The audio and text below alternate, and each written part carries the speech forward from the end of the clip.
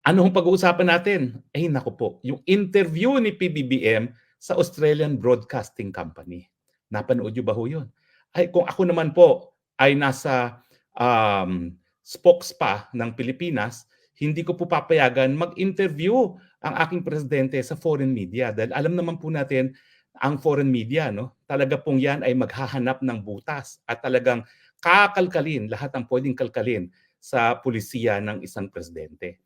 Alam mo kasi talaga yung mga puting yan, hindi nila matatanggap na ang mga taong gaya natin na merong kulay ay po pwedeng maging kasing galing o mas magaling pa sa kanilang mga puti.